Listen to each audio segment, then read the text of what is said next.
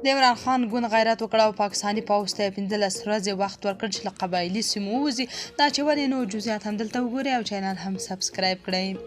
د خیبر پښتونخوا په اتراق کې پر عامو خلکو او لاریونوالو د پاکستان د پوځ له ډزو وروسته چې په پایله کې کسان ووژل شول او 20 نور ټپیان شول.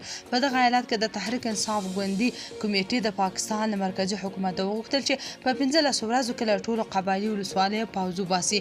په خیبر پښتونخوا کې د تحریک انصاف ګوند تنظیمي کمیټې په اتراق کې پر عامو خلکو او لاریونوالو د پاکستان د پوځ د یکشنبې ورځې مخامخ راځي او د پاکستاني ځواکونو ورته چارې په کلکه وغندلې. د تحریک انصاف ګوند د پښتونخوا تنظیمي کمیټې په یوه پریکړه لیک ویلي چې په خیبر پښتونخوا کې د اوږد مهال لپاره د پوځیانو د ځای پر ځای کېدو له امله د ځایي خلکو بنسټیز حقوق تر پښو لاندې شوي او ورسره سیمه هم ناامنه شوې ده. دغه ګوند همداراز د خیبر پښتونخوا په اسمبلۍ کې د پاکستان تحریک انصاف ګوند غړو ته سپارښتنه کړې چې یاد پریکړه لیک اسمبلۍ ته وړاندې کړي او د تصویبېدو لپاره د نورو ګوندونو ملاتړ هم ترلاسه کړي.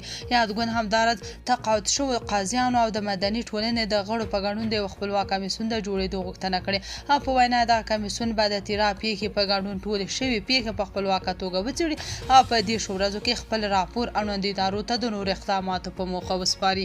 د ویلو ده چې پرون په تیرا کې د پاکستان د پوځ د هاوان په ډزو کې یو ماشوم ووژل شو او ورسره جفت د سیمې اوسیدونکو د جنازې په لیږدولو سره لاریون وکړ. خو د پاکستان پوځ وروسته په لاریونوالو مخامخ ډزې وکړې چې له امله یې لاریونوال ووژل شول او شاوخوا 20 نور ټپیان شول.